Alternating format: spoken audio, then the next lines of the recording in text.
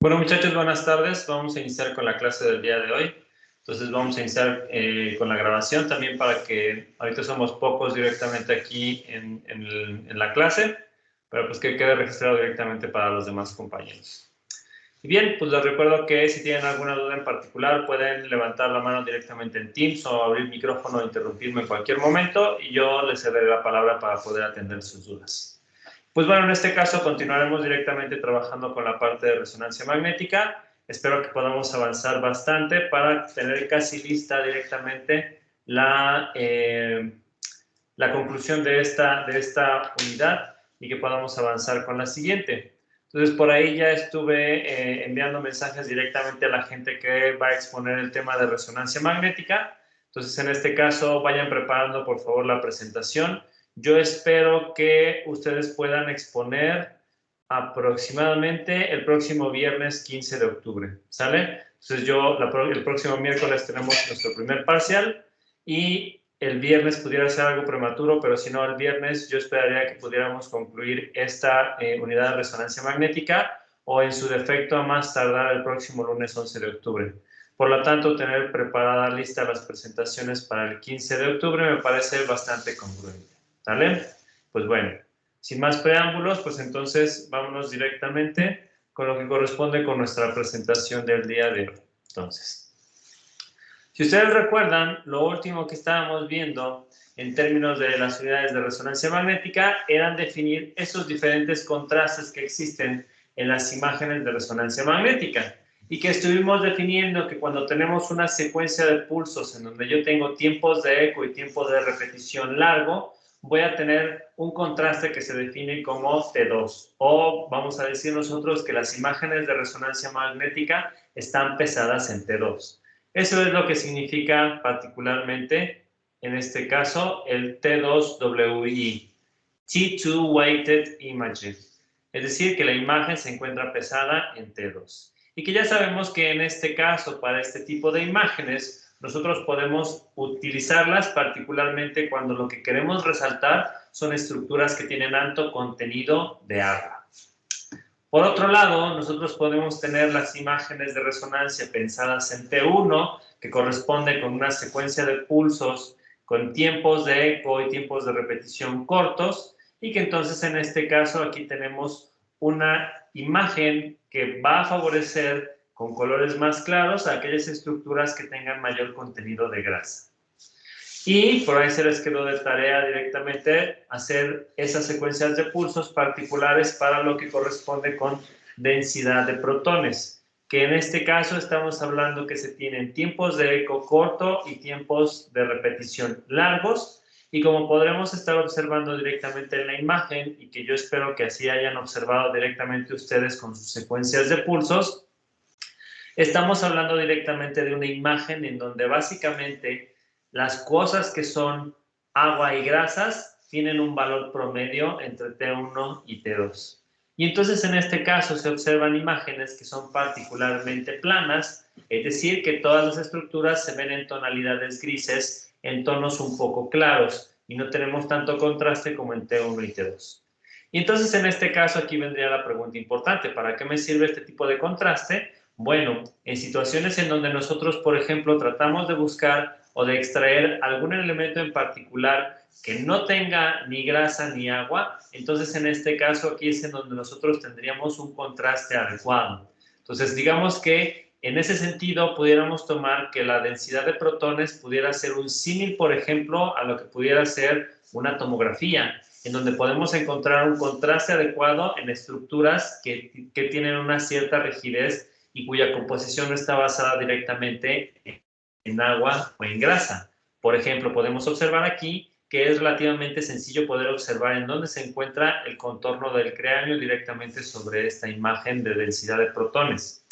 También pudieran suceder casos en los cuales tenemos elementos extraños al cuerpo que se encuentran incrustados dentro de las estructuras anatómicas de interés, como puede ser, por ejemplo, una bala, o puede ser algún tipo de residuo, algún agente metálico o cosas por el estilo que haya dejado un cierto residuo y una pequeña lesión. Entonces, en este caso, probablemente se puedan buscar dichas pequeñas lesiones utilizando este tipo de información. Entonces, obviamente, aquí es importante tener bien claro que puede haber algunos elementos metálicos que no se pueden utilizar dentro de equipos de resonancia magnética, pero que cualquier cosa que no tenga directamente una composición principal de agua o de grasa va a tener un contraste adecuado directamente con esta imagen de densidad de protones, particularmente porque se va a ver en tonos mucho más oscuros. Y entonces, en este caso, es ahí donde este tipo de imágenes tienen una funcionalidad. ¿Alguien tiene alguna duda al respecto de estos tres contrastes básicos que existen directamente en imágenes de resonancia magnética, muchachos?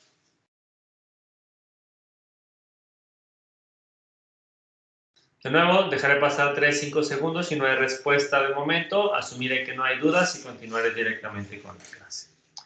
Es importante mencionar que secuencias de pulsos existen muchísimas. T1, T2 y PD pueden ser los más comunes, los más estándar, pero obviamente podemos encontrarnos con secuencias de pulso muy particulares para poder evidenciar alguna característica muy específica de algún tipo de patología, enfermedad o condición. Entonces, en este caso debemos de recordar siempre que la forma en la que se definen directamente los tiempos de eco y los tiempos de repetición, es decir, mi secuencia de pulso, es la que me va a dar el contraste de la imagen de resonancia magnética. Esos tres son los más comunes, pero puede haber una infinidad dependiendo de las aplicaciones que nosotros vayamos a querer. ¿Vale? Ahora bien, todo esto que hemos visto de momento me habla solamente del momento en el cual yo puedo obtener información de un elemento de mi imagen tridimensional. Es decir, todos estos pasos que hemos visto aquí anteriormente, en donde se habla directamente de contrastes y aplicación de T1 y T2 y los tiempos de EPCO, me están hablando en particular de cosas que en general representan solo un voxel de mi imagen. Y es por eso que debemos de tener bien claro que ahora vamos a requerir de muchas más partes de la instrumentación para poder individualizar cada uno de esos voxeles y poder hacer directamente la reconstrucción de la imagen tridimensional completita. Y aquí debemos de tener bien clara cómo es que funciona directamente esta visualización de la señal y cómo lo transformamos directamente en una imagen. Porque considerando que todo el cuerpo humano es un objeto tridimensional, vamos a tener mezcladas muchísimas informaciones y entonces todos estos perfiles de la señal que obtenemos a partir del principio de la resonancia, vamos a tener muchas señales mezcladas que me van a poder identificar diferentes voxeles dentro de la imagen. Entonces, debemos de recordar nosotros que sabemos que aun cuando analizamos solamente protones de un elemento, como puede ser el hidrógeno, esos protones no resuenan exactamente a las mismas frecuencias. Ejemplo claro, ya sabemos que las moléculas de grasa y de agua, aunque resuenan a la misma frecuencia, su movimiento es relativamente distinto simplemente por el hecho de la composición estructural que tenemos. Entonces, en este caso es aquí donde teóricamente estos protones procesan a la misma frecuencia, pero existen pequeñas variaciones que van a estar de acuerdo directamente a la fuerza del campo magnético del resonador, que es el campo magnético grandotote que me alinea directamente los protones desde el punto de vista inicial. Y estas pequeñas variaciones de la velocidad o la frecuencia a la cual están procesando es la que yo voy a tratar de explotar para poder individualizar cada uno de los voxeles dentro de la imagen. Y entonces debemos de tener presente cosas que ya habíamos visto anteriormente. La frecuencia de resonancia es específica de cada uno de los núcleos, de los átomos de lo que queramos estar evaluando. Y la amplitud de dicha oscilación depende del número de protones y de las propiedades T1 y T2 de cada una de las moléculas. ¿Vale? Entonces eso no se les olvide porque va a ser súper importante que lo podamos entender. Y ahora vamos a entrar a lo que se conoce como la codificación espacial. ¿Qué significa esto? Cómo yo, utilizando toda esta información que me permite individualizar qué voxel tiene una cierta intensidad dependiendo de la fuerza del campo magnético y de sus tiempos de relajación T1 y T2, ¿cómo le hago para que ahora yo esta información la codifique a lo largo de todo el espacio de mi imagen? ¿Vale? Entonces, en este caso, hasta el momento solo hemos hablado de la recepción de la señal por la antena y que ésta obtiene información de solamente un punto sobre la imagen tridimensional o de un voxel.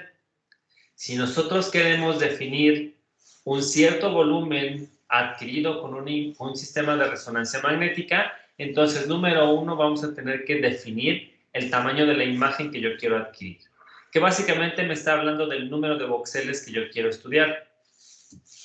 Luego, tengo que definir la dimensión del voxel o el tamaño del voxel, que me habla directamente de la resolución de la imagen en función del ancho de banda de la frecuencia utilizada para este campo magnético en específico.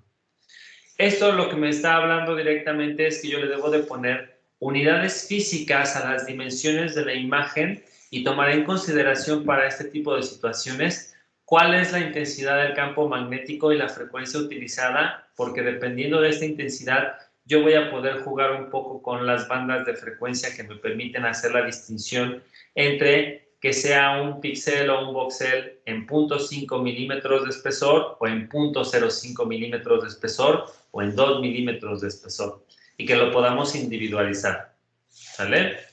Y por último, tengo que tener bien claro que para ahora poder individualizar cada uno de estos voxeles, yo voy a tener que aplicar diferentes gradientes y estos gradientes van a estar orientados en direcciones del plano cartesiano, en dimensiones X, Y y Z, y que obviamente estos gradientes se van a sumar o su contribución se va a adicionar directamente a la del campo magnético principal.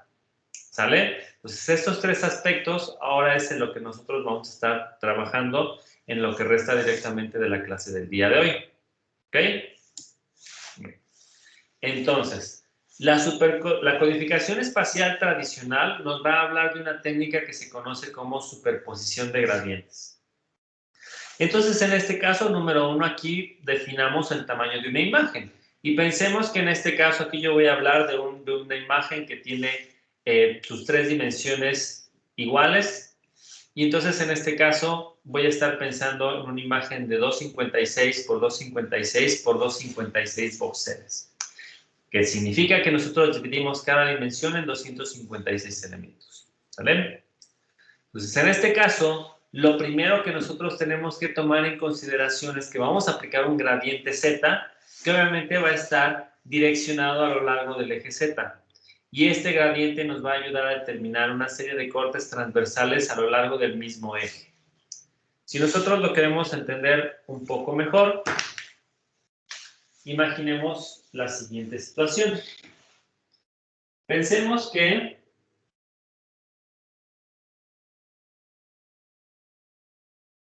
yo tengo mi camilla, en donde tengo recostado a mi sujeto, no le hagan caso a mis dibujos horribles, y obviamente tengo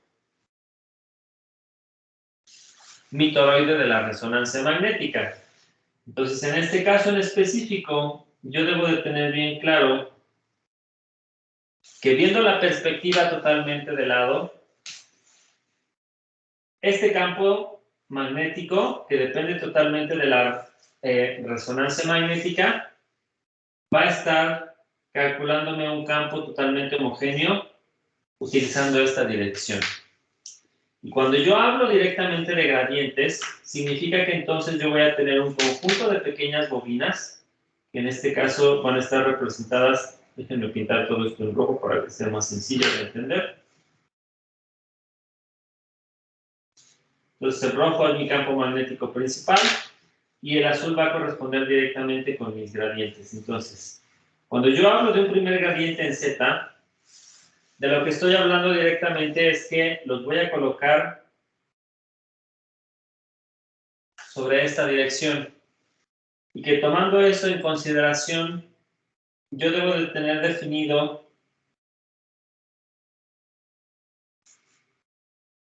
el siguiente plano cartesiano, Z, Y y X. Eso significa que yo voy a tener de repente también otros gradientes por aquí, arriba abajo, eje Y, eje Z, y los otros no se alcanzan a ver, pero van a estar ubicadas de derecha a izquierda, y que entonces en este caso por eso corresponde con el eje X. ¿Sale? Entonces, cuando decimos que yo aplico mi magneto principal, que ya sabemos que lo que hace es alinear a todos mis espines para ponerlos a precesar en posición paralela o antiparalela, esto me genera mi campo magnético principal, que es homogéneo. Y entonces en este caso también voy a estar hablando de que cuando yo lo tengo aplicado este gradiente en Z, cuando digo una superposición de gradientes, significa que ahora yo voy a tener una contribución adicional por este gradiente sobre el eje Z. Y entonces aquí lo que me está diciendo esto es que yo voy a poder determinar una serie de cortes transversales a lo largo del mismo eje Z, que significa que mi imagen, yo no voy a estar observando por cortes de esa manera en específico. ¿Vale? ¿Alguna duda hasta aquí?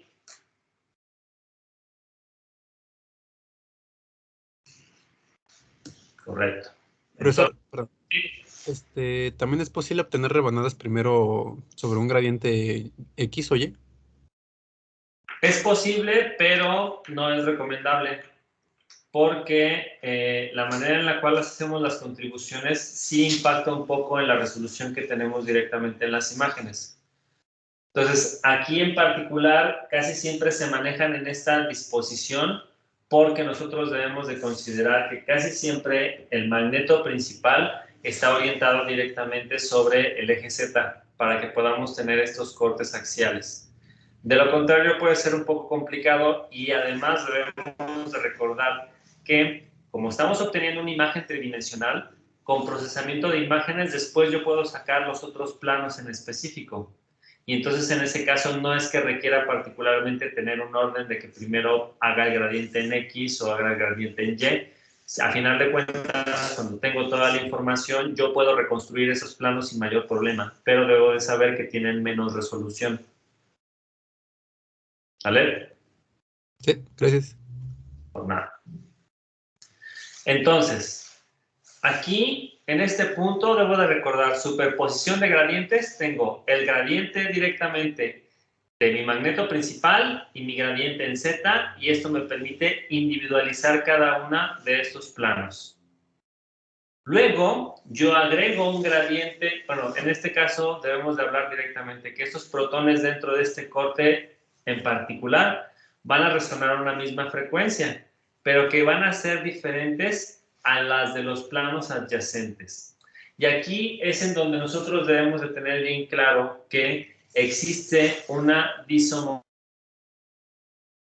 de esos gradientes. ¿Qué significa esto? De nuevo, vámonos para acá. Vamos a pintar esto un poquito más limpio.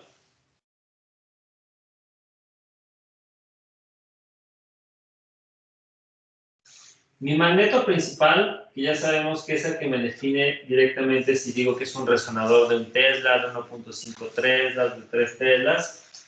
Cuando yo digo, por ejemplo, que este campo principal es de 1.5 Teslas, entonces en este caso en específico, yo debo de tener presente que en todo este espacio hay un campo homogéneo con una fuerza de 1.5 Teslas. Y en cambio, cuando yo pongo mi gradiente sobre el eje Z, este va a tener una diferencia. Y entonces habrá puntos directamente en este gradiente sobre el eje Z, en donde esto a lo mejor vaya a un Tesla, en esta parte más a la orilla, y vaya a 1.8 Teslas directamente en esta posición. Y si yo lo que quiero resonar se encuentra particularmente con un Tesla, pues entonces directamente yo agrego esta contribución. Y aquí es en donde yo puedo individualizar un plano. Solamente cuando yo empato directamente mi gradiente en Z con la frecuencia de resonancia que me está generando mi campo principal, esa rebanada yo la voy a poder seleccionar. Y afuera tengo frecuencias de resonancia distintas porque estoy haciendo la superposición de gradientes. Y entonces en este caso, ahí yo lo estoy diferenciando directamente. Eso significa que muy probablemente en el punto adecuado, yo voy a poder hacer que mis elementos precesen a la frecuencia de resonancia que yo estoy utilizando y fuera puedan tener unas variaciones directamente en esa precesión, pero no me van a ser de utilidad en ese momento en específico. Y así es la manera en cual nosotros vamos a ir individualizando cada una de las cosas. Si lo queremos ver a partir de planos, vamos a pintarlo de otra manera, vamos a cambiar directamente la información. Ahora voy a pensar que este es mi eje Z, este es mi eje Y y este es mi eje X. Entonces, en este caso,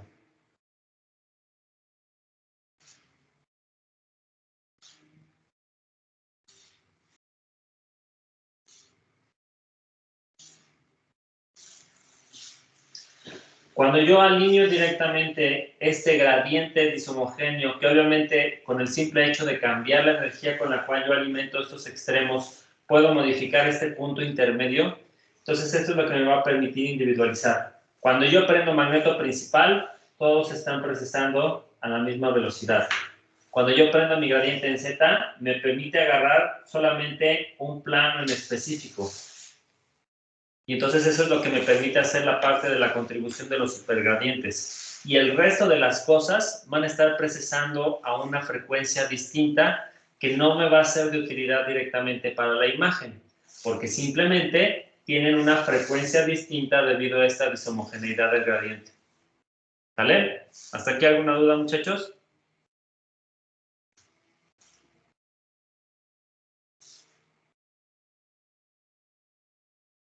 ¿No? Bueno.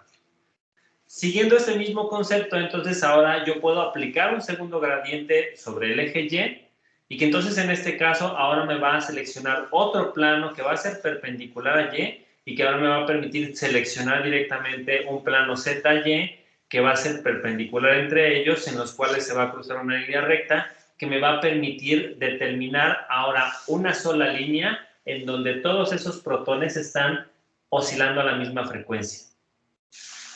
¿Qué significa eso de nuevo? Vámonos otra vez a nuestro dibujo horrible que teníamos por acá. Déjenme ver si lo puedo pintar más bonito. Sino por lo menos que sea algo un poco más limpio.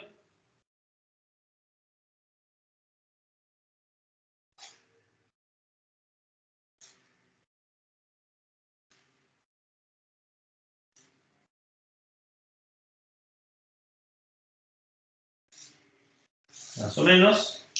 Entonces, yo ya tenía gradiente principal. Estaba seleccionando todo este primer plano. Cuando yo agrego un gradiente en Y, aquí me equivoqué, perdón, que significa que estoy tratando de seleccionar, entonces eso significa que yo prendo un gradiente en este plano en específico. Y entonces en este caso, digamos que ahora con ese gradiente en X y Y, yo selecciono solamente los elementos de esta línea en específico.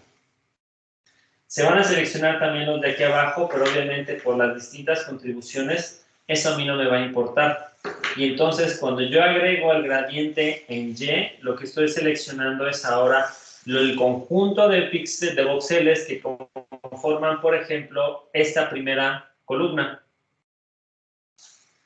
Y que ahora, cuando yo finalmente agrego un tercer gradiente sobre el eje X, que significa que yo voy a agregar un gradiente en este plano, entonces esto me va a permitir individualizar un solo voxel directamente sobre la imagen. Y el resto va a tener otra contribución distinta que va a permitirme poder individualizar directamente este voxel que se encuentra, por ejemplo, en la esquina superior izquierda de todo este cubo. ¿Sale? Y que si yo quiero seleccionar otro cubo en específico, lo único que tengo que hacer es cambiar el voltaje de alimentación en el gradiente en X y a lo mejor ahora yo puedo seleccionar el segundo, o el tercero, o el cuarto. Ya los recorrí todos, entonces puedo cambiar al segundo renglón.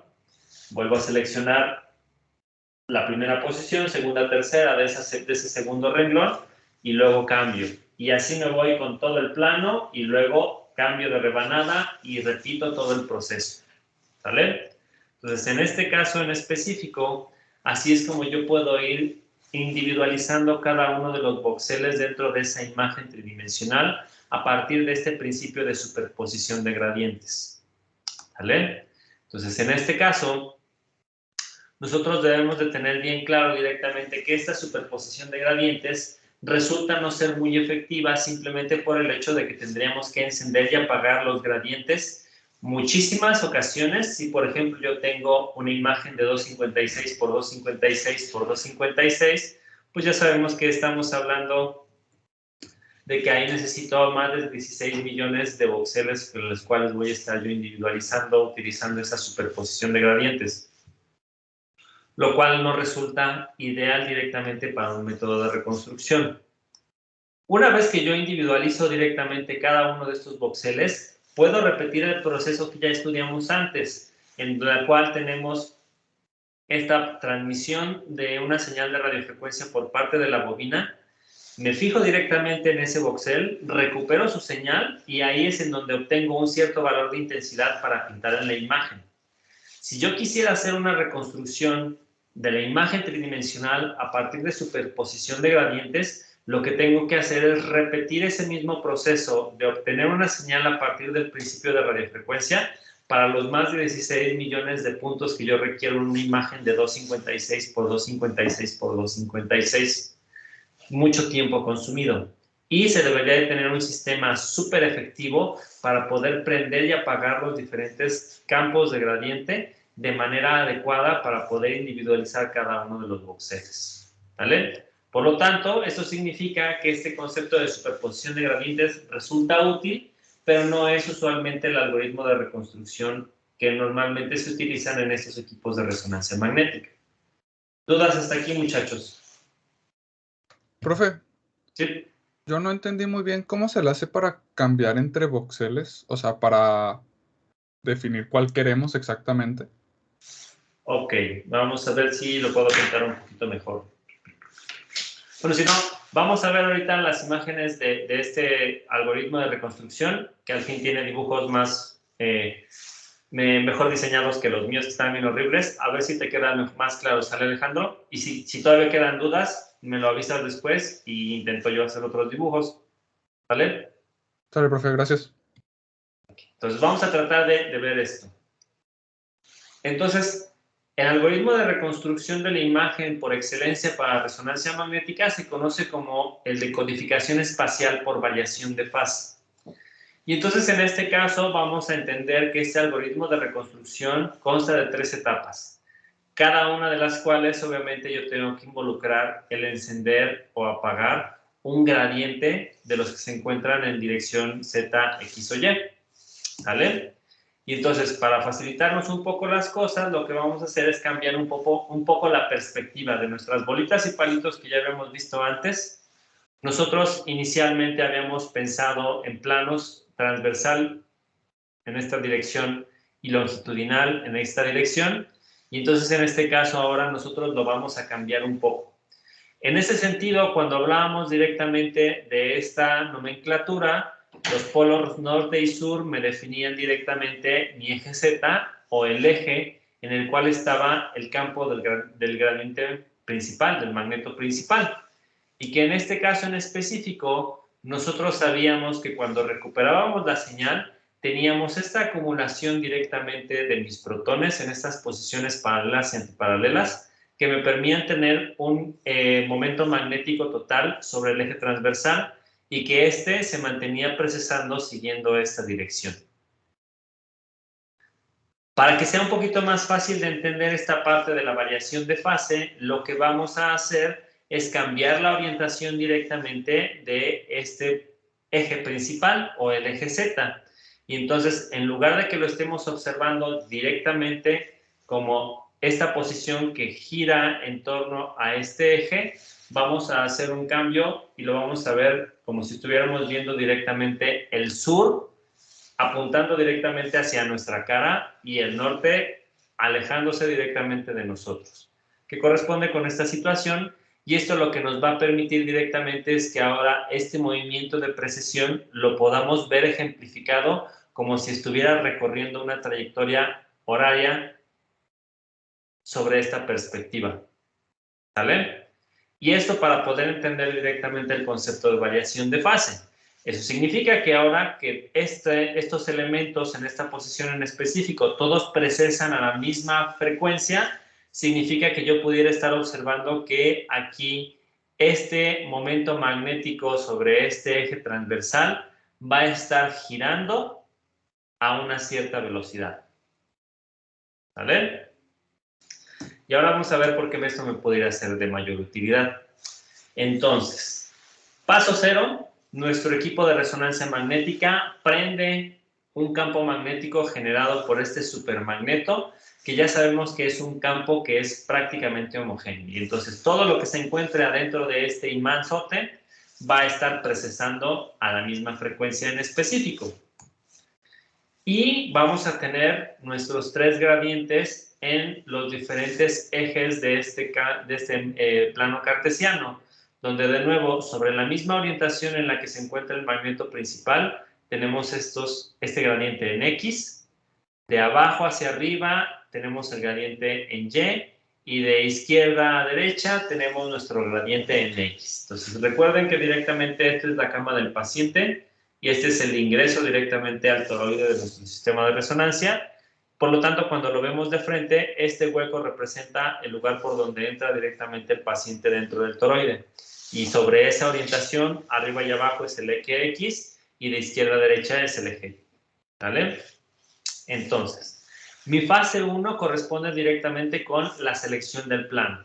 Que como ya habíamos visto anteriormente, lo que yo hago es aplicar mi gradiente en Z y obviamente me va a ayudar por superposición de gradientes a seleccionar una rebanada la cual vamos a estar analizando.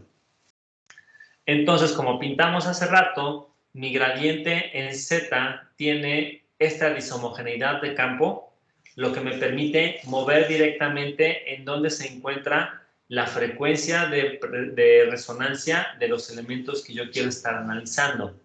Eso significa que si mi campo magnético principal para poner a resonar a todos está con una fuerza de 1 Tesla, entonces en mi campo de gradiente en Z, solamente el punto de esa rebanada que también tenga 1 Tesla es el cual yo voy a poder poner a resonar a la misma frecuencia que el magneto principal. Los demás también van a resonar, pero con frecuencias diferentes por esta superposición de gradientes.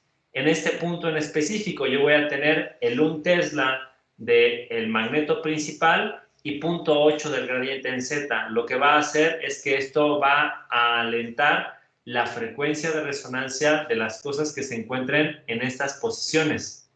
Y las que se encuentren de este lado va a tener la contribución del 1 Tesla del magneto principal y del 1.2 Teslas del gradiente en Z. Por lo tanto, va a estar resonando o precesando a una frecuencia más alta de aquellas que estaban en 1 Tesla y 1 Tesla. ¿Vale? Y entonces, en este caso, cuando yo tengo esa selección en específico, lo que yo voy a observar es que en ese plano en específico, absolutamente todos mis voxeles, aquí asumamos que esta es una imagen de 4x4, en ese plano en específico, todos van a estar precesando a la misma velocidad o a la misma frecuencia de resonancia, ¿sale? Por eso vemos todas estas flechitas alineadas, que no sé si se alcanza a ver, pero en este caso hablamos de que todas están apuntando más o menos en esa dirección. ¿Vale? Entonces, aquí retomando un poco directamente la pregunta de su compañero, ¿cómo le hago yo para poder individualizar cada una de estas cosas, el plano o la columna o el voxel? Me tengo que fijar en cuál es la frecuencia de resonancia que me alinea a todos desde el magneto principal, que es así, es homogéneo y ya sabemos que es única para cada elemento. Y entonces en los gradientes, como tengo esta dishomogeneidad de campo, solamente voy a poder alinear verdaderamente los que tienen la misma fuerza de campo magnético.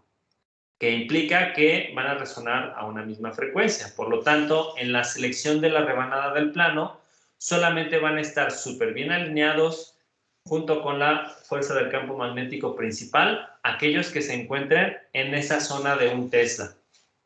¿Sale? Los demás van a tener frecuencias de precesión diferentes o frecuencias de resonancia diferentes. ¿Sale? No sé si esto ayude un poco más, Alejandro. Sí, profe, entonces, ¿la máquina es la que se mueve o mueven al paciente? No, O sea, la para máquina que no se esté. mueve, el paciente tampoco, o sea, el paciente nada más, o sea, durante toda la adquisición de la imagen, el paciente ya está adentro y el equipo nada más se enciende. Para poder modificar este campo de gradiente, que significa que tú cambies la intensidad del campo de una bobina, ¿qué tienes que hacer?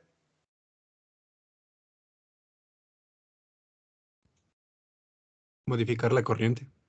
Modificar la corriente, porque estamos hablando de bobinas tal cual. Entonces eso significa que para poder cambiar directamente aquí, lo único que yo hago, vamos a pasarnos por acá. Imagínate que tú tienes una bobina construida en este sentido. Esta cosa es lo que representa mi gradiente, luego hay un cable por acá.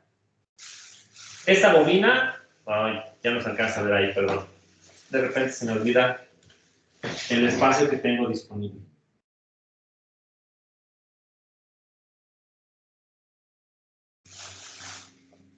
Asumamos que esta es nuestra bobina de gradiente en Z, que va a ser prácticamente lo mismo para los demás.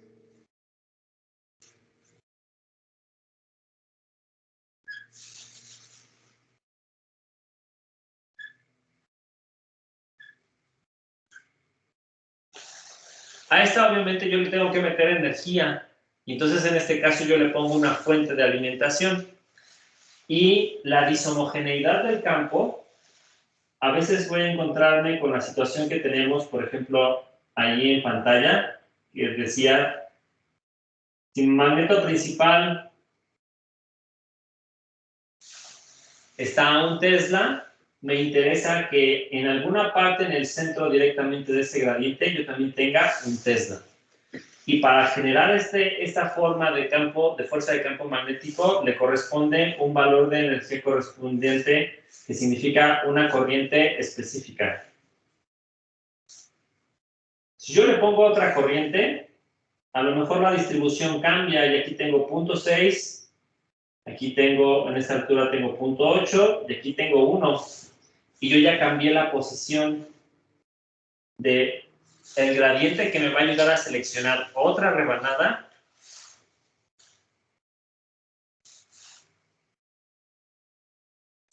Poniéndole otro valor de corriente. Y que ahora yo quiero otra todavía, en donde a lo mejor ahora voy a cambiar y el 1 Tesla está por acá, aquí tengo 1.2, aquí tengo 1.4. Este es con otra tercera valor de energía que yo le estoy suministrando directamente a la bobina. Entonces, adentro no se mueve nada, el paciente no se mueve nada. Lo único que cambia son los valores con los cuales yo alimento directamente estas bobinas y eso va a generar la dishomogeneidad del campo. Entonces, de manera controlada, yo cambio el valor de alimentación de las bobinas a que empaten directamente con el valor de la fuerza de campo magnético de mi gradiente principal, y esto es lo que me va a permitir hacer la selección del plano o la columna o un voxel con el principio de superposición de gradientes. ¿Sale? Sí, profe, ya entendí. Muchas gracias. ¿Alguna otra duda aquí, muchachos?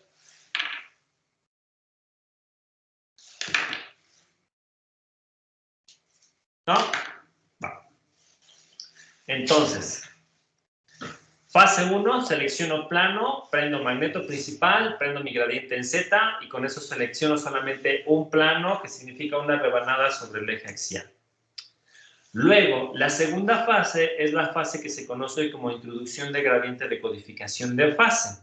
Entonces, en este caso, lo que vamos a hacer es que ahora yo voy a encender directamente mi gradiente en Y, que es el que se conoce como codificación de fase, y lo que me va a hacer es que sobre ese plano que yo ya seleccioné, va a hacer una aceleración y desaceleración del movimiento de precesión del plano completo que yo ya seleccioné, dependiendo de si se encuentran en un punto más alto o más bajo directamente de mi gradiente en Y.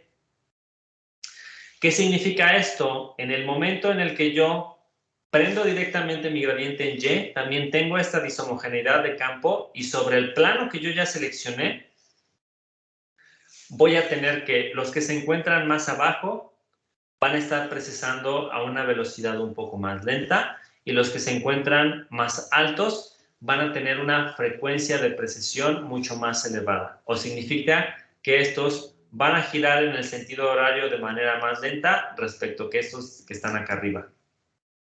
Y entonces, con el simple hecho de prender directamente este gradiente, voy a empezar a observar un desfase directamente en la rotación directamente de estos elementos en específico para el mismo tiempo. Aquí estaban todos alineados. En el momento que yo prendo gradiente en Y, puedo observar que los que se encuentran más arriba ya se encuentran en una posición más adelante en este giro del movimiento de precesión porque están precesando a una velocidad más alta y estos están más lentos, ¿sale? Por eso observamos este desfase directamente aquí sobre este plano seleccionado con el gradiente en Z. ¿Va? ¿Dudas aquí? ¿No? Entonces, aquí es en donde observamos directamente este efecto de la superposición de gradientes. Yo estoy teniendo ahora, en este momento en específico, tengo mi gradiente principal, mi gradiente en Z y mi gradiente en Y.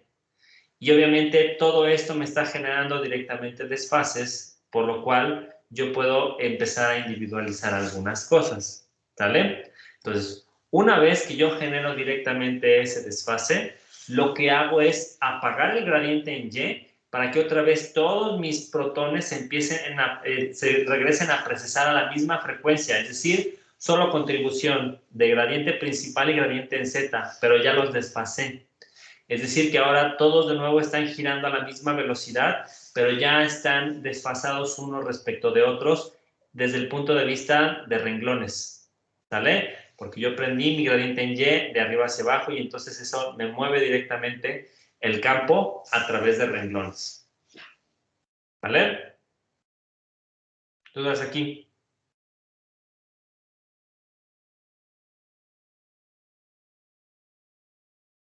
¿No? Perfecto.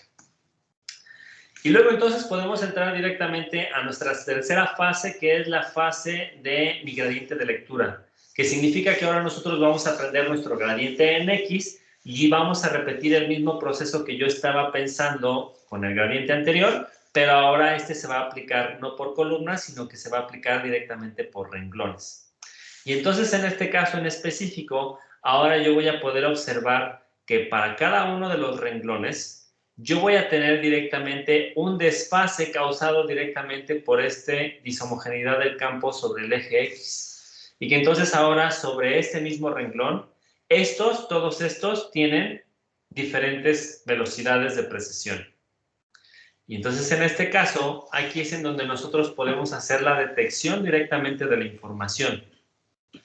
Prendo y apago, bueno, mando un impulso de radiofrecuencia, 180-90 grados, hace todo el proceso, se genera directamente relajación T2 y elijo un punto en donde yo obtengo la información de la imagen y la obtengo directamente para todo este renglón. Si yo veo esa acumulación en específico, vámonos de regreso para acá.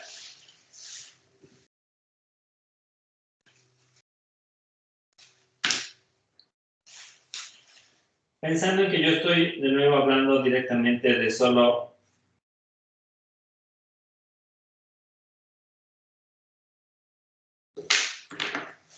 este plano en particular, y yo sé que unas están aquí, otras están acá, a lo mejor otras se encuentran en esta posición, y otras se encuentran en esta. Todas están precesando, acuérdense siempre en sentido horario, a diferentes velocidades. Y si yo sobre esta línea hago toda la parte de recuperar una señal, que es lo que habíamos visto antes, imagínense lo que yo voy a estar recuperando es que a lo mejor yo tengo la contribución de una señal que se mueve así. Una señal que se mueve así. Una señal que a lo mejor se mueve así y otra señal que a lo mejor se mueve de esta manera. Y a grandes rasgos, esto básicamente lo que me está indicando es que yo puedo obtener a lo mejor la contribución de todas ellas como una señal toda horrible. Pero que, recordando un poco lo que ya hemos visto antes, esto lo podemos descomponer y tratar de individualizar cada una de estas 4 señales que procesan a frecuencias distintas utilizando una sola herramienta. ¿Y qué herramienta es esa?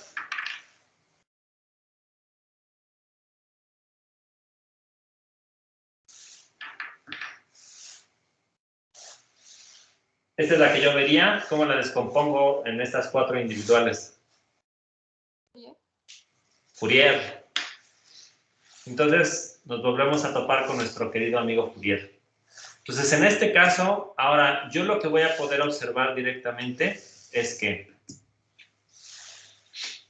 como los gradientes son lineales, es posible ubicar específicamente cada una de las líneas de voxel a la vez, y con la transformada discreta de Fourier nos vamos a poder obtener los valores dentro de esa línea de cada uno de los elementos a distintas frecuencias mezcladas. Es decir, yo voy a poder individualizar este y este, analizando esta señal de aquí. ¿Por qué? Porque cada voxel, en este plano en específico, le corresponde a una sola señal única. A pesar de que venga todo mezclado, yo la voy a poder individualizar y saber qué frecuencia es, qué intensidad tiene y asignarla directamente al primer elemento, utilizando el mismo principio que ya habíamos visto directamente con la parte de tomografía. Aquellos que tengan una frecuencia más baja, porque acuérdense que en este caso aquí yo también tengo presente una dishomogeneidad de campo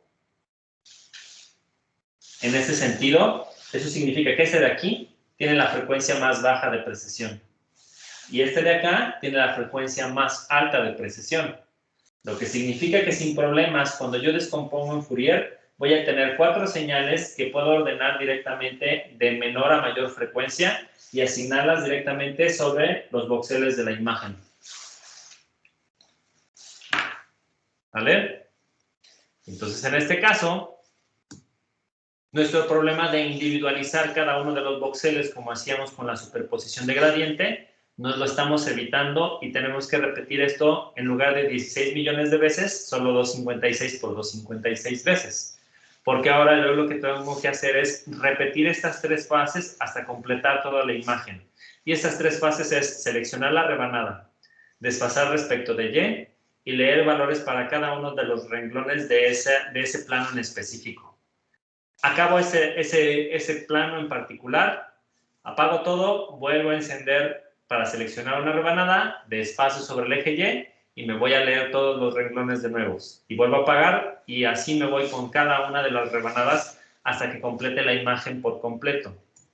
Y entonces en este caso, lo único que me corresponde hacer es asignar un valor dentro de nuestra escala de grises a cada uno de nuestros voxeles en la imagen para que después, cuando yo complete toda la imagen tridimensional, obtenga toda la imagen completa. ¿Qué significa eso? Que dependiendo de la amplitud que tengan esas señales que yo estuve leyendo en cada uno de los renglones, yo le asigno un color en escala de grises y se va a empezar a ver la imagen en un plano, por ejemplo, en esta forma. Y que obviamente cuando esto es de 4x4 no se ve absolutamente nada, pero cuando yo lo crezco a 256 por 256 o 512 por 512, se convierte en una imagen como la que podemos observar normalmente en un equipo de resonancia magnética. ¿Vale? ¿Dudas?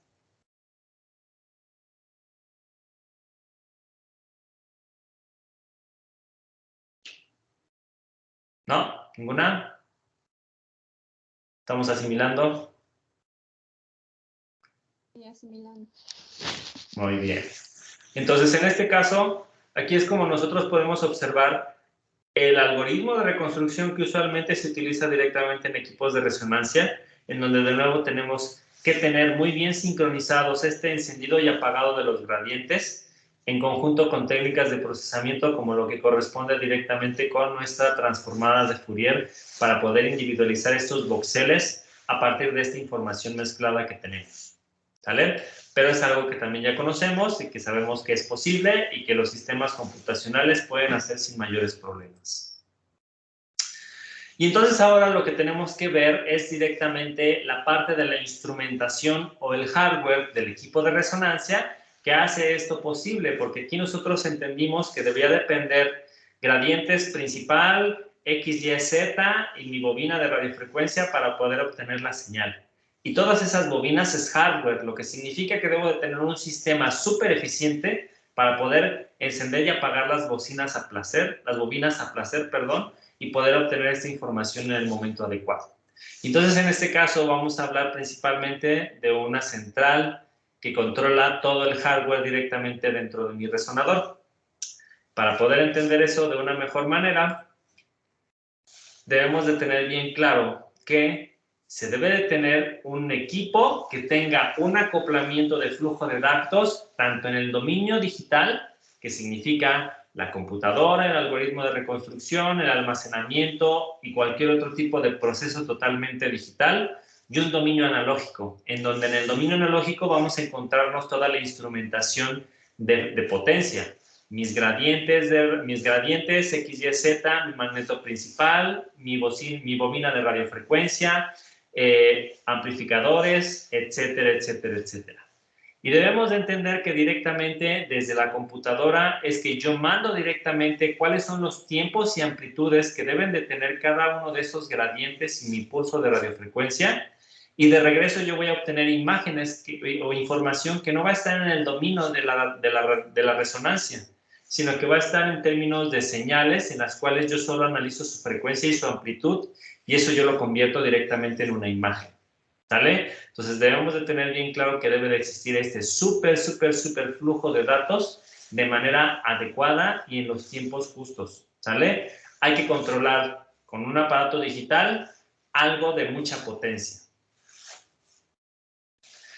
Y si lo tratamos de desmenuzar un poquito más, pues debemos de encontrar de nuevo que desde el punto de vista del dominio digital, pues nos vamos a encontrar básicamente todos los puntos de acceso directamente por parte del operador, que básicamente es el teclado y algunos periféricos adicionales, que están conectados a una computadora de propósitos generales, en donde tendremos a lo mejor una tarjeta gráfica que haga la parte del despliegue de la imagen, pueda agregar directamente textos a la información, tengamos un elemento que sea el encargado de generar pulsos para cada uno de mis gradientes y para mi bobina de radiofrecuencia, y que luego también dentro de esta bobina de radiofrecuencia yo tengo una comunicación de dos vías. Uno, el generador de pulsos para prender y que mande este pulso de radiofrecuencia a 180, 90 grados, y luego cuando recibo la información de regreso, yo la mando de nuevo hacia un sistema de adquisición en el mundo digital. Y que entonces en este caso después, toda esta información yo la proceso, la puedo mandar también a una red local para un sistema PAX y que esta imagen se vea en todos lados. Pero lo importante es que debemos de entender directamente toda esta parte en específico. Se deben de prender y apagar rápidamente bobinas X, Y, Z, bobina de radiofrecuencia, magneto principal, y tenemos también algunas otras salidas como un micrófono. Usualmente hay posibilidad de hablarle directamente al paciente que se encuentra recostado en un resonador por cualquier situación, que haya una persona muy nerviosa o que sea claustrofóbica y que no puede estar mucho tiempo. Entonces ahí tener una comunicación directamente, tanto de que él nos escuche a nosotros como de que nosotros podamos escucharlo a ellos. Y hay algunos otros sistemas de control y de seguridad que veremos más adelante, que se encuentran dentro del mundo analógico, pero que no son otras cosas más que señales de ingreso directamente para nuestro sistema de control. ¿Vale? ¿Alguna duda hasta aquí, muchachos? Perfecto. Entonces, en términos generales hay que concentrarnos directamente en que dentro del resonador nos vamos a encontrar, número uno, nuestro imán principal o gradiente principal, que es el que me va a generar este campo homogéneo. Voy a tener mis bobinas de gradientes, que aquí yo voy a tener 3, gradiente Z, gradiente en Y, gradiente en X. Y voy a tener la bobina de radiofrecuencia, que es con la cual yo voy a obtener la información útil para la reconstrucción de la imagen. Adicional a la camilla, que también es importante porque me va a ayudar directamente a colocar al paciente dentro del resonador para poder obtener la adquisición de la imagen. Y para que esto sea un poquito más evidente de entender, les voy a poner rápidamente este video para que entendamos a grandes rasgos cómo funciona directamente la parte de la adquisición general de un sistema de resonancia. Entonces, este es un comercial directamente de una clínica que demostraba cómo funciona el proceso de adquisición de la resonancia. Entonces, les encargo que me digan si pueden escuchar directamente el video, muchachos, y si no, me avisan y yo les hago una pequeña traducción, ¿vale? Hi, I'm Angie, and your doctor has ordered an MRI, and I'm here to show... ¿Escucha? Sí, sí, se escucha. Ok. Perdón, muchachos. Hi, I'm Angie, and your doctor has ordered an MRI, and I'm here to show you exactly what the MRI machine looks like and what it does. What it does is a big camera that takes a picture of the inside of your body.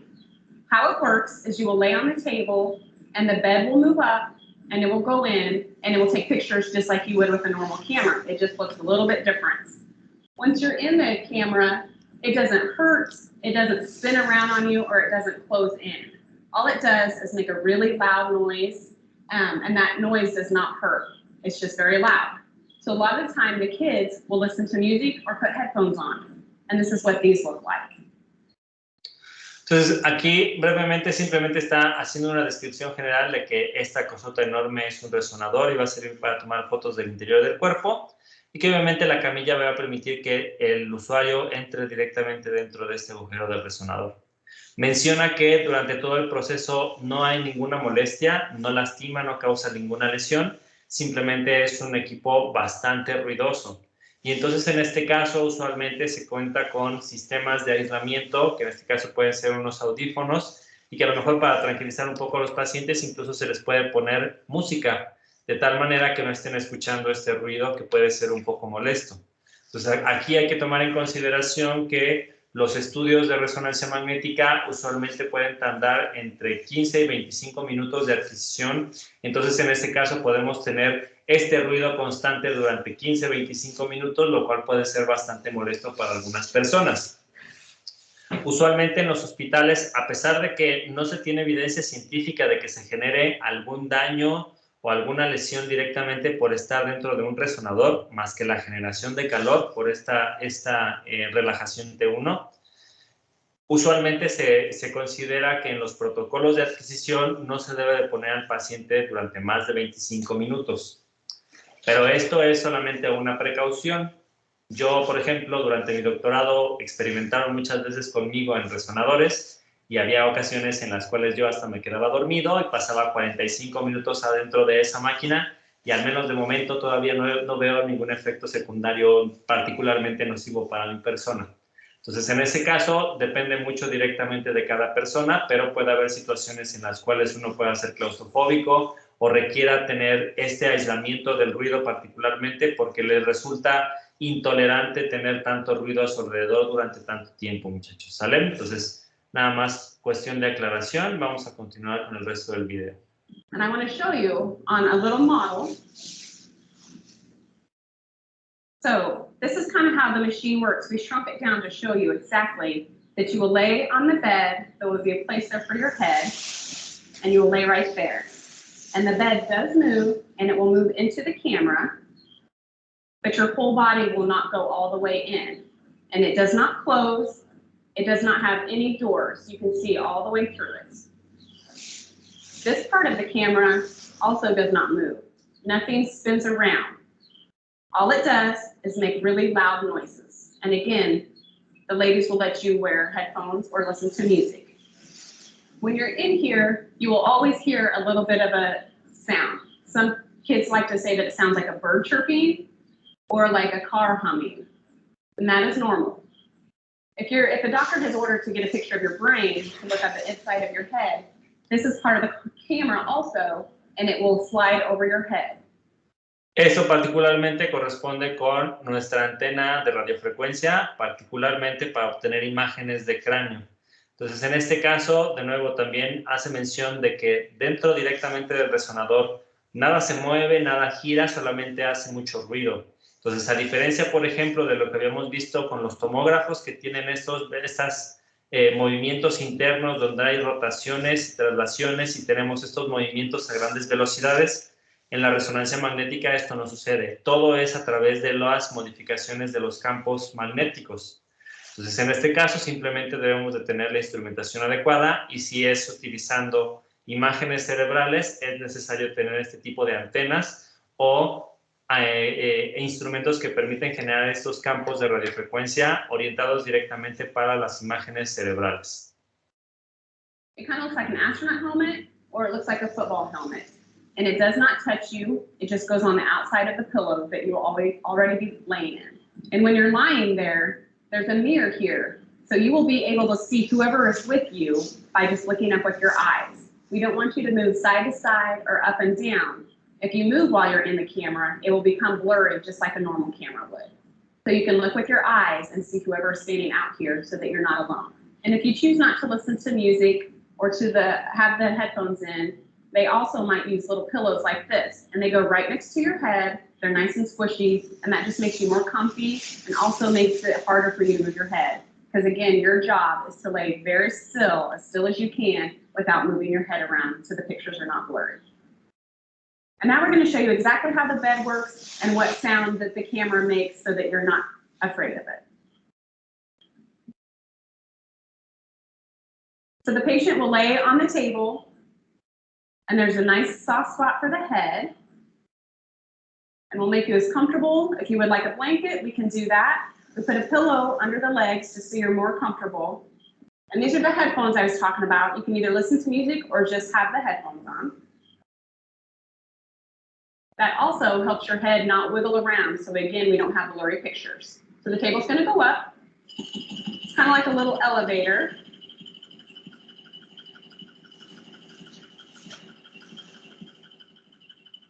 And then next, the helmet will come down like the astronaut helmet that we talked about. And you will see that it does not squish her. And then next, the helmet will come down, and that is part of the camera as well. Looks like an astronaut helmet like we talked about. It does not touch your head and does not squish anything. And you have the mirror there where you can look straight up with your eyeballs and see anybody who is out here with you. And then the bed will go in. And that moves a little bit, and that is the only part once you're here that moves. And once you are in position, the camera will start working, and it is very loud, and that's why you have the headphones or the music on. A lot of the kids like to say that it sounds like a construction site, there's hammering, jackhammer, or like a rocket ship going into space. It's very loud, but again, it will not touch you, and it does not spin around, and it will not hurt when you're getting your pictures taken. So you hear different knocking sounds. The camera makes all sorts of different noises. Not all of them are the same. And again, that's just the camera taking pictures. She's fine in there. She can see me in the mirror, and she's doing great. If your loved one was with you, they can touch you and make sure that they know that you're there. Entonces, este último sonido que se escucha es el que se va a escuchar durante 15-25 minutos. Por lo tanto, es siempre recomendable tener directamente los audífonos o los auriculares que permiten cancelar el ruido para que no sean molestos directamente al paciente. Y la molestia es principalmente porque uno, cuando se siente molesto, puede tener esos pequeños movimientos que pueden afectar directamente en la adquisición de la imagen y se tratan de evitar a toda costa.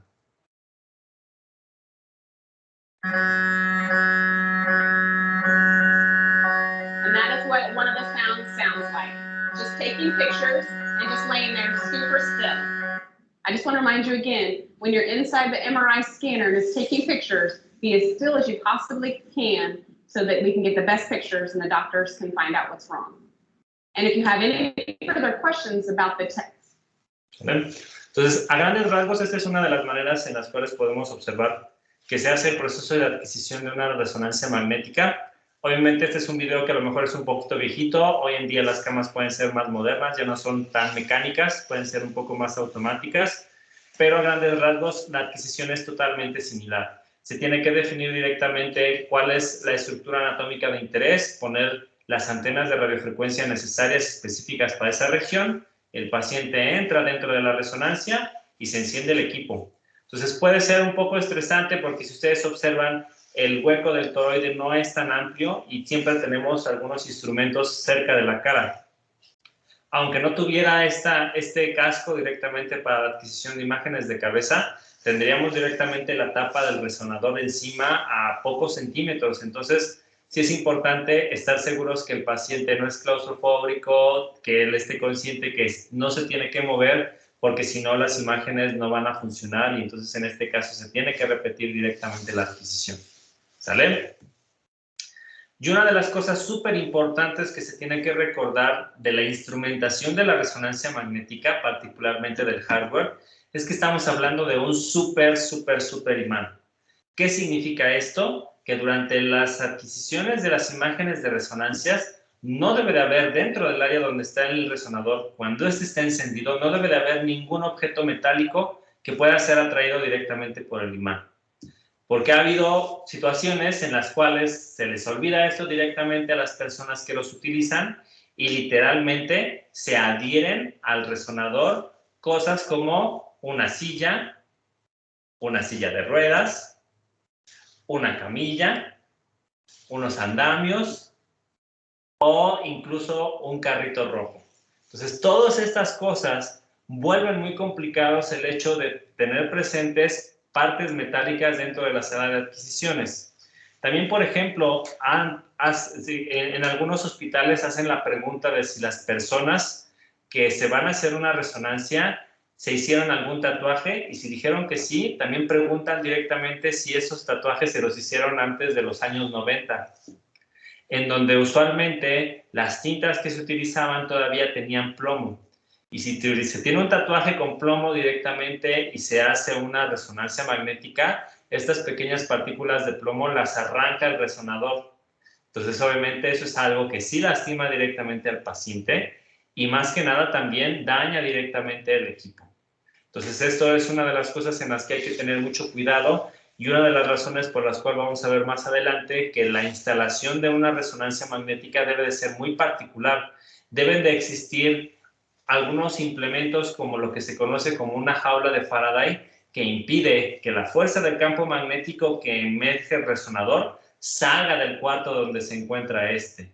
Porque da la casualidad de que en el hospital hay muchísimas cosas que tienen partes metálicas que pueden ser atraídas directamente hacia este resonador. Y recuerden que hablamos de resonancias de muchísima fuerza, 0.8, 1, 1.5, 3 teslas. Es algo súper fuerte que en este caso, como pueden observar, es capaz de arrastrar una camilla, un andamio o cosas que superan los 30, 40, 50 kilos de peso.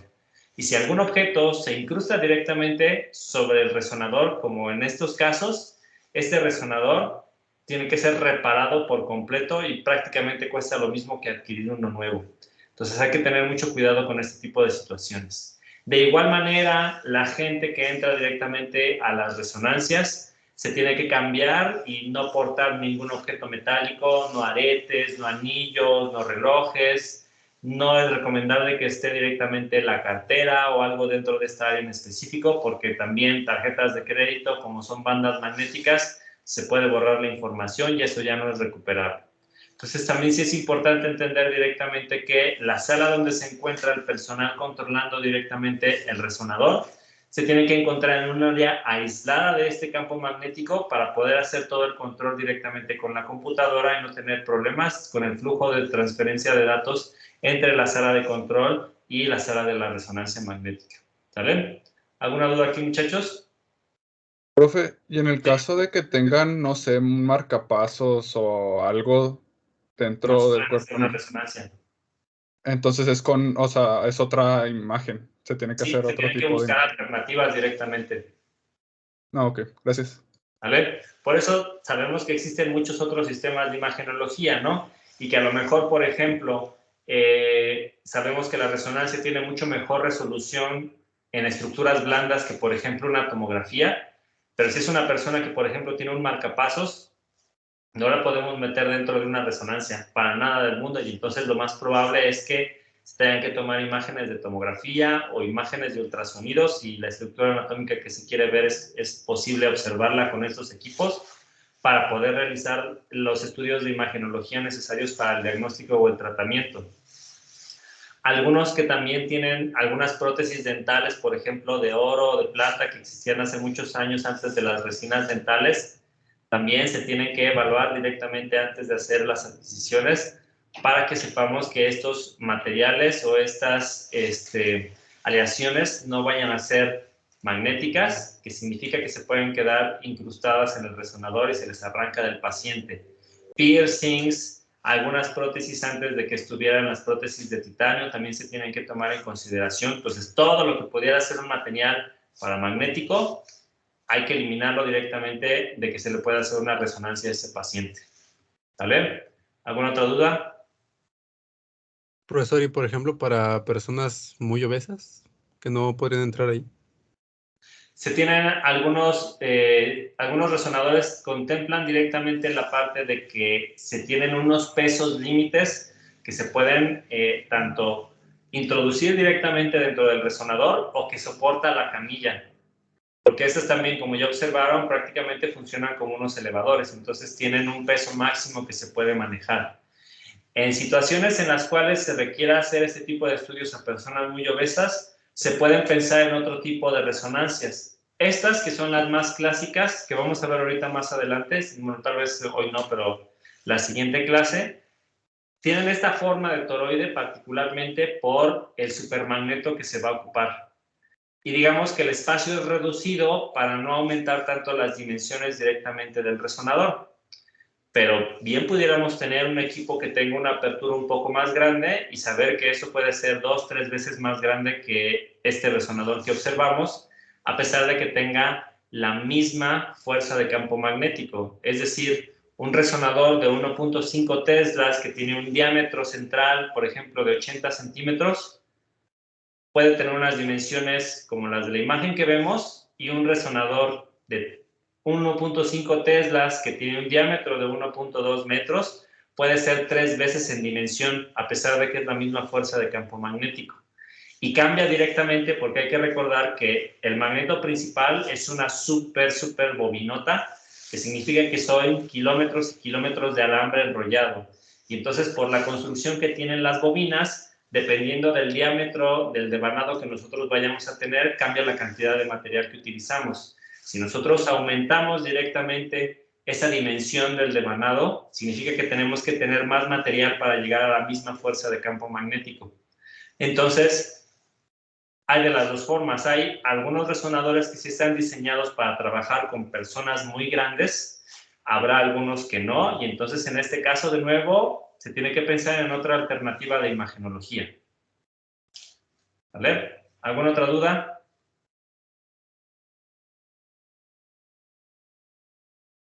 No, perfecto. Entonces, dentro de estos elementos de instrumentación analógica, los más importantes en estos resonadores son los campos magnéticos, los cuales ya sabemos que deben de ser de 3 tipos distintos. Debo de tener mi campo magnético principal, que en este caso está representado directamente por estas estructuras en color morado, que significa que abarca todo el espacio del resonador y es el que me genera mi campo más homogéneo. Debo de tener mis campos magnéticos de gradientes, que en este caso corresponden con estas líneas continuas verdes, mi gradiente en Z, las amarillas, mi gradiente en Y, y las naranjas, mi gradiente en Z. Y debo de tener en consideración también mis campos de radiofrecuencia, que aquí en esta imagen corresponden directamente con estas franjas que yo observo a lo largo de todo el eje Z, y que aquí en específico, en este diseño en particular, los campos de radiofrecuencia están inmersos dentro del resonador. No es necesario tener un casco, por ejemplo, pero todas estas funcionan solamente cuando se quieren hacer adquisiciones, por ejemplo, de tórax o de cuerpo completo. Si queremos alguna estructura más específica, como la cabeza o alguna extremidad o alguna región particular del abdomen, hay que utilizar otro tipo de antenas de radiofrecuencia y estas no se prenden en el equipo. Pero siempre debemos de tener presente estos 3 tipos de campos magnéticos. ¿Sale? Entonces, el campo magnético estático o el principal, ya sabemos que es el que nosotros utilizamos para producir un campo magnético súper intenso y de alta homogeneidad, y este me va a permitir poder alinear mis espines de los átomos de algún elemento, como por ejemplo hidrógeno, en posición paralela o antiparalela. ¿Vale? Y entonces en este caso, para las aplicaciones en imagenología, lo más importante de este campo magnético estático principal es su extrema homogeneidad espacial y consistencia a lo largo del tiempo. ¿De qué valores estamos hablando? Debemos de tener variaciones del escáner de 1 o 10 partes por millón. ¿Qué significa esto? De que cuando yo enciendo mi campo magnético principal, tengo la alineación de todos mis espines de esos átomos en específicos y que de 1 millón de esos espines de átomos, de 1 a 10 no se alinean y el resto sí. ¿Vale? Eso significa que debe de ser súper, súper, súper extraño que yo no tenga la alineación de algún átomo del elemento que yo quiera resonar. ¿Vale? Y hablamos que esa 1 o 10 partes por millón se debe de tomar en consideración en una región pequeña, un diámetro de 40 centímetros. Entonces, fuera de eso, sí puedo tener a lo mejor unas pocas variaciones más, pero en una parte pequeña, como 40 centímetros de diámetro, solamente tengo permitido este tipo de variaciones de mi magneto principal o mi magneto estático. ¿Ok? Entonces, ya sabemos que las principales unidades de fuerza de campo magnético son el Gauss y también el Tesla, y que recordamos que un Tesla es igual a 10.000 Gauss. Entonces, en este caso, la fuerza del campo magnético es mi principal característica del resonador. Es el que se describe directamente como el equipo. Y entonces, en este caso, yo puedo decir, tengo un equipo de resonancia de 1 Tesla, de 1.5 Teslas, de 3 Teslas. Los equipos más comunes van de 0.5, 1, 1.5 y 3. Sin embargo, hoy en la actualidad es posible encontrar equipos que van desde el 0.02 Teslas hasta los 11.75 Teslas. A mayor fuerza de campo magnético, mayor resolución yo voy a tener directamente en mi imagen. Pero debemos de recordar que a mayor fuerza de campo magnético, también las dimensiones físicas del resonador y del área donde se encuentra este equipo van a ser mucho más complicadas y más especializadas y más costosas. Entonces, en la clínica o en los hospitales es muy común que encontremos resonadores de 1, 1.5 y 3. Ya más arriba se empieza a utilizar para actividades particulares de investigación, pero sí existen los equipos, muchachos.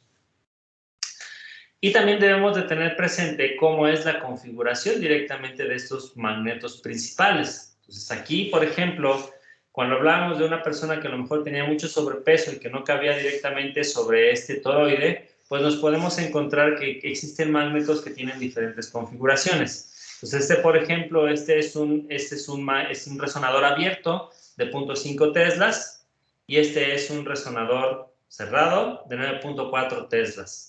Entonces, si ustedes comparan directamente las dimensiones de la camilla, que esas son o deberían ser prácticamente iguales, con el espacio en donde pongo mi paciente respecto de esto, podemos darnos una idea de aquí de la dimensión que creció directamente al resonador con aumentar la fuerza del campo magnético. Entonces, esa es una de las cosas que hay que pensar directamente antes de hacer la adquisición de un equipo de esta naturaleza.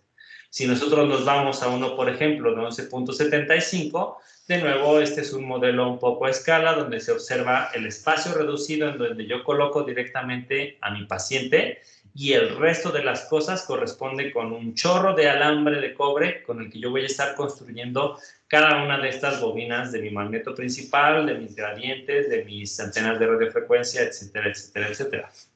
¿Sale? Entonces ahí las dimensiones del equipo también van relacionadas directamente con la fuerza del campo magnético. Y la fuerza del campo magnético en los equipos modernos está relacionado en gran medida con la relación señal-ruido. Entonces, esta relación señal-ruido es uno de los parámetros claves que me determinan el desempeño y las capacidades de un resonador, pensando que la máxima relación señal-ruido disponible aumenta linealmente con la fuerza del campo magnético. ¿Sale? Entonces, mientras más fuerte es mi campo magnético, yo voy a tener una mejor relación señal a ruido y que este tiene un comportamiento totalmente lineal. Entonces, en este caso, esto digamos que es la parte positiva y por lo que yo quisiera tener fuerzas de campo magnético más grandes siempre. Sin embargo, hay que tomar en consideración que a mayor fuerza de campo magnético aumentan considerablemente dimensiones y peso. Y peso hablamos del orden de las toneladas, lo que hace difícil su uso directamente de los equipos por cuestiones de costo y cuestiones de infraestructura. ¿Sale? Y entonces ahí viene una diferencia importante, ¿no? Mientras que ese resonador de 0.5 teslas pudiera pesar 1 tonelada, el de 3 teslas puede pesar 6 toneladas. Y entonces en ese caso hay que tomar en consideración este tipo de situaciones. Y aquí, por ejemplo, me gusta contar una situación que nos pasó particularmente a nosotros aquí en Facultad de Ciencias en la UASLP, donde ya hace algunos años existía la posibilidad de que el laboratorio CI3M que existe, por ejemplo, aquí en la UASLP, a cargo del doctor Martín Méndez, se trajera directamente un resonador. Entonces, el CI3M o el Centro de Imagenología que se encuentra dentro de la UAM Iztapalapa y en Ciudad de México, es un recinto que cuenta con 3 resonadores y un tomógrafo. Entonces, obviamente es para cuestiones de investigación y también práctica clínica, pero la intención era que nosotros tuviéramos un segundo laboratorio de ese estilo directamente acá. Entonces, se hicieron todas las gestiones, ellos decían, compramos un resonador, yo te pongo la mitad, pídele una cuarta parte a tu universidad y el resto que lo ponga con ACID. Ya se habían hecho los arreglos, ya se había pedido el dinero y nos dijeron, fíjate dónde lo vamos a instalar. Entonces, allá en el edificio de posgrado que se encuentra enfrente del Centro Cultural Bicentenario, cuando comenzaba su construcción, nosotros fuimos, hicimos mediciones, hicimos la proyección de dónde se podía instalar, por dónde podía meterse el equipo, íbamos a comprar un equipo de 1.5 teslas que pesaba 3 toneladas, y entonces en este caso dijimos, en el estacionamiento, es un espacio grande, es alto, está en los cimientos, aquí nos podemos acomodar, hicimos el plano, hicimos las solicitudes, etcétera, etcétera. Al final de cuentas, el rector ya había dicho que sí, que se comprara, que todo iba a funcionar muy bien, y después nos dijeron que siempre no. Y que la razón principal por la que no es que no podíamos ocupar el sótano porque estaba destinado para hacer el estacionamiento de ese edificio de posgrado que estaba ya construyéndose enfrente del Bicentenario. Y que lo más que podían hacer era designarlos el piso 9. Y entonces en este caso nosotros dijimos, a ver, pero sí sabes que lo que queremos traer es un laboratorio de imagenología, ¿verdad? Sí, tráiganse lo que quiera, todo el piso 9 es de ustedes. Entonces dijimos, ¿estás consciente del equipo que vamos a traer? Sí, tráiganse un tomógrafo, un resonador, lo que ustedes quieran, te doy el piso 9. Pues al final de cuentas no se pudo traer porque les dijimos, ¿sabes que la resonancia pesa 3 toneladas? Ah, no puedes ponerme 3 toneladas en un piso 9 de una torre de edificios. Nosotros lo sabemos y por eso estábamos solicitando directamente el sótano, porque ahí hay cimientos y es la estructura en donde se pueden soportar estas 3 toneladas del equipo de resonancia. Entonces, no. Entonces, en ese caso, no te puedo dar el piso 9 y a final de cuentas, ese laboratorio se tuvo que trasladar directamente aquí a zona y se maneja solamente con computadoras. No tenemos equipo de imagenología altamente especializado por cuestiones de gestión. Y entonces ahí es en donde existen muchos problemas directamente, sobre todo con la parte administrativa, porque obviamente el médico dice, necesito un resonador, administración hace todas las gestiones posibles para traerlo, pero no dimensionan directamente cuál es el tipo de instalaciones que debe de venir directamente por este tipo de sistemas de imagenología, en donde no les queda claro que no es nada más comprar un equipo que lo traigan, lo instalan y se acabó. Debe de tener instalaciones especiales, debe de estar en las partes bajas de los edificios o en un lugar en donde se tenga una estructura que soporte tanto peso, porque si no va a ser muy complicado. Incluso se tiene que proyectar, por ejemplo, identificar las rutas por donde se va a traer el equipo, porque no es que se vayan a traer los kilómetros de alambre de cobre y lo van a armar en el sitio. Ya viene el resonador armado, viene una grúa directamente trasladando esas 3 toneladas y debe de haber un espacio abierto en donde meterlo en el área en donde se va a quedar.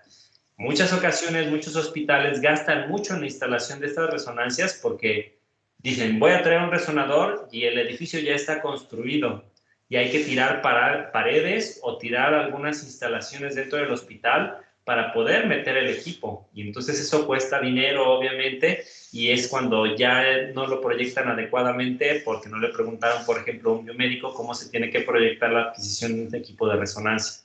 Entonces hay que tener mucho cuidado con este tipo de cosas, muchachos. No solamente es pensar directamente en el sistema de imagenología, sino pensar también en cómo se hace la proyección de la instalación, el mantenimiento, qué infraestructura adicional debe de contener, porque si no hay un desperdicio increíble de recursos por gente que no toma en consideración todos esos detalles y que solamente dice, yo quiero un equipo de resonancia, tengo el dinero suficiente, lo voy a comprar. Y la historia no es tan sencilla. ¿Vale? ¿Alguna duda hasta aquí, muchachos?